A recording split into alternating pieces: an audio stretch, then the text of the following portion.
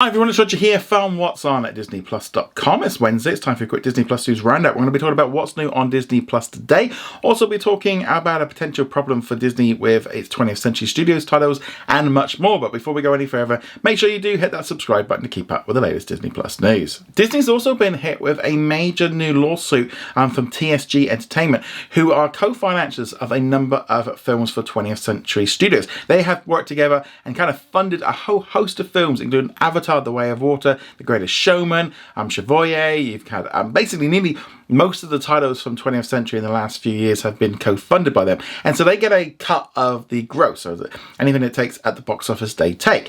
However, they are alleging that Disney has been making a creative accountancy to get out of paying them, which they reckon is around about $40 million.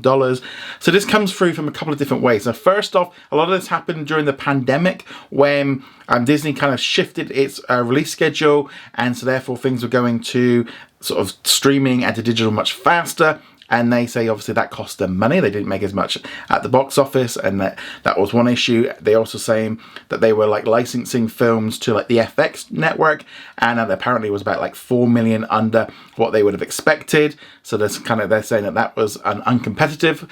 Though you kind of look at it and go, yeah, the biggest problem with this was they were locked into contracts that were made by 20th Century Fox, and so obviously then Disney came in and kind of wanted to do stuff a little bit different. Plus, ultimately, you got to look at it. The pandemic changed stuff. Things happened in the pandemic that companies had to kind of go a little bit faster, and everyone lost out. There was another big factor which impacted on Disney Plus and Hulu, and that was because HBO had a long-running deal with 20th Century Studios from about 2012 right through till 2022, where films would be put on to HBO, and it was about $200 million a year for the Pay One rights.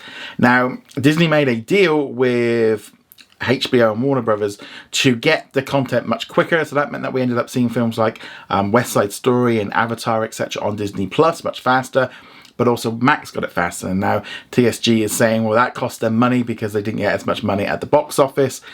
And yeah, so they're looking to get some money back from this. And you can see it from their point of view. They put money in. They're saying that, they then tried to get out of the contract and Disney wouldn't let them. They wouldn't let them buy it back and stuff. And therefore, that's limited how much money they've been able to spend working together on making new content and stuff. I mean, they are still working with Disney. One of their upcoming films, Haunting in Venice, that is being co-funded by this company. So there's a lot of this going on. And this is why when a film gets released, it's not always Disney taking all the money. These companies are kind of funding it all, and they take some of the risk involved in it. Now, things have changed. Things are all moving around. The interesting thing with this company as well is that they've actually been funding a lot more films with Sony rather than with Disney. They're still doing stuff with like 20th Century Studios, but they kind of looks like they've shifted their money now over to Sony, which makes a lot of sense from their point of view. Disney don't want to work with them as much, or they don't trust them. That's a big element. So I definitely can see it from this company's point of view that that they feel like they've been basically screwed out of money, and Disney have been doing some dodgy accountancy to kind of get out of paying them. And obviously they're saying as well, it was being done to boost up the stock price, boost up subscribers for Disney Plus, and it was all in their benefit, and they kind of lost out. And yeah, I mean, there is a kind of weird thing of like, it's this is a company which has spent nearly $3 billion on content with 20th Century Fox over the years. And obviously they feel like it's not quite working for them and they want some more money. I suspect that this thing is going to end up getting settled out of court. I can't see any of this. Disney will want to get this way out of the way. Whether or not this company works with Disney much going forward, I think we're going to start seeing them using them less and less. I know if I was Disney and they were kicking up all this fuss, you'd be there going, yeah, we're not. But then at the same time, you kind of go, they got a lot of money. So it's very iffy. But again, this is all kind of the business side of Disney, of why when films and stuff don't go to Disney Plus and things aren't on there and stuff, we don't always know the full story. While Disney might have some rights to some stuff, there's always other companies and stuff in the background that want a little bit of a cut. And that is why, streaming is a very interesting business. But let us know what you think of all that in the comments below. Disney has announced that a second batch of shorts from the Launchpad program are going to be launching on Disney Plus on Friday the 29th of September. This series features 6 shorts, all from a brand new generation of underrepresented background filmmakers who are provided with the opportunity to share their perspectives and create create visions that show audiences what it's meant to be seen. There's going to be 6 new shorts, including Beautiful Florida, The Ghost, Black Belt, Maxine, Project CC, and The Roof. Now, I really enjoyed the first season. There were some great ones in there. So hopefully with this second season, there's going to be something there that kind of reaches out to you. But I'd love to hear your thoughts on the return of Launchpad in the comments below. Moving on from there, let's now talk about what's new on Disney Plus today. So there wasn't a huge amount of stuff released today. It was a little bit light on new content. In the United States, they did get the new series Disney Junior Wonderful World of Song. And the big international release was Miguel Wants a Fight, a brand new kind of teen movie that's been released on Disney Plus around the world and on Hulu in the United States. Haven't seen that one yet. Going to be on my watch list.